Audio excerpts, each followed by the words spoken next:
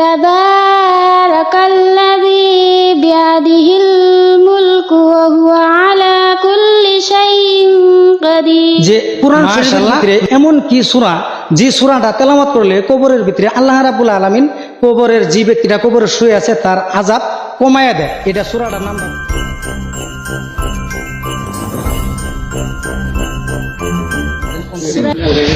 তবে দর্শক শ্রোতা আপনারা দেখতে পারবেন এখন এই বানাতের মেয়েগুলিকে মানে কয়েকটা প্রশ্ন দেখি সঠিক মতন প্রশ্নের উত্তরগুলি দিতে পারে কিনা। তবে আপনারা ভিডিওটা সম্পূর্ণ দেখবেন ইনশাল্লাহ। আর ইসলামের খাতিরে দিনের খাতিরে ইনশাল্লাহ এই বানাতের কষ্টর দিকে খেয়াল রেখে আপনারা ভিডিওটা প্রচুরভাবে শেয়ার করবেন বলে আশা রাখলাম। তবে আপনার নামটা একটু বলুন, আপনার নামটা কি? খাদিজা বেগম। ঠিক আছে, মাশাআল্লাহ আপনারা সবাই শুনলেন খাদিজা বেগম, যিনি নাকি ইসলামের জন্য বহু মেহনত কষ্ট করছে, ওটা সবাই জানেন ইনশাল্লাহ। তার পরবর্তী আপনার বাড়িটা কোথায় আপনি যদি বলতেন? মরা বেগমার। মরা ভেগাইপার। ঠিক আছে, আপনার একটা প্রশ্ন করতে চাই আমি, যে কুরআন শরীফের ভিতরে এমন কি সূরা যে সূরাটা তেলাওয়াত করলে কবরের ভিতরে আল্লাহ রাব্বুল আলামিন কবরের যে ব্যক্তিটা কবরে শুয়ে আছে তার আযাব কমায়া দেয়? এটা সূরাটার নামটা কোনটা? সূরা মুলক। সূরা মুলক। একটু চিন্তা চর্চা করে কোন? সূরা মুলক। মাশাআল্লাহ, অনেক সুন্দর হয়েছে আসলেতে সূরা মুলক। তবে আলহামদুলিল্লাহ, শুকরিয়া আদায় করি ইনশাল্লাহ। তবে এর ভিতরে আপনাকে একটা মানে আয়াত পড়তে বলবো, আউযু বিল্লাহি বিসমিল্লাহ সহ একটা আয়াত পড়ুন তো। সূরা মুলক কারে কো আপনি যে বললেন?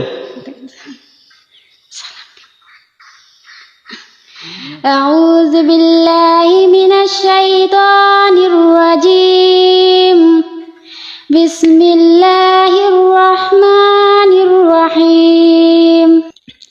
তাবারাকাল্লাযী বিয়াদিহিল মুলকু ওয়া হুয়া আলা কুল্লি শাইইন কাদির। মাশাআল্লাহ, মানে আমরা বুঝার জন্য বলছিলাম যে আসলে সূরা মুলকটা যে বললেন, সূরা মুলকটা কি, তো ইনশাল্লাহ পড়তে পারছে ইনশাল্লাহ।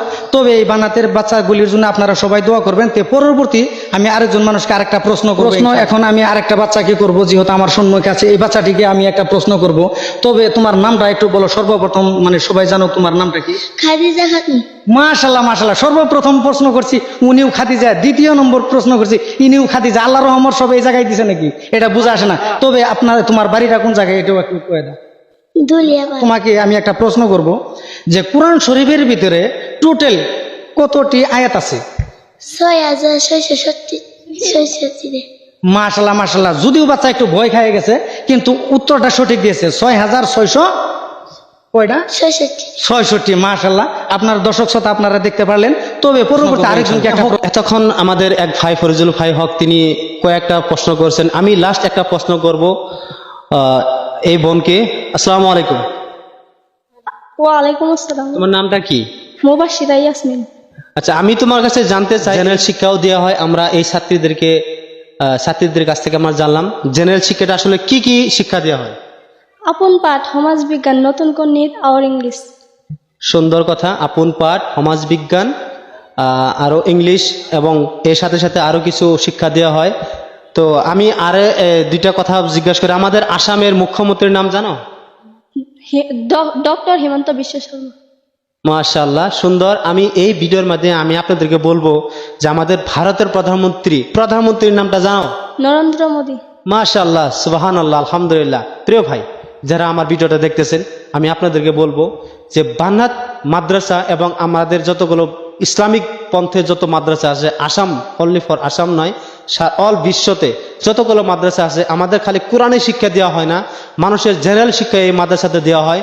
তাই আমি প্রিয় ভাইরা যারা যেখান থেকে দেখতেছেন, আমি আপনাদেরকে অনুরোধ করব এই মাদ্রাসার খেজমত করার জন্য, এই মাদ্রাসাকে মহব্বত করার জন্য, এই মাদ্রাসার ছাত্র এবং ছাত্রীদেরকে, এই বানাতের ছাত্রীদেরকে, মাদ্রাসার ছাত্রদেরকে মাদ্রাসা আপনারা মহব্বত করবেন। কারণ এখানে খালি আপনার কোরআন নয়, আপনার হাদিস নয়, এখানে জেনারেল শিক্ষা দেওয়া হয়। যে যেখান থেকে দেখতে আসেন, পরবর্তী ভিডিও পেতে সবাই আমার চ্যানেলটি ফলো করে রাখবেন। আসসালামু আলাইকুম ওয়া রাহমাতুল্লাহি ওয়া বারাকাতুহু।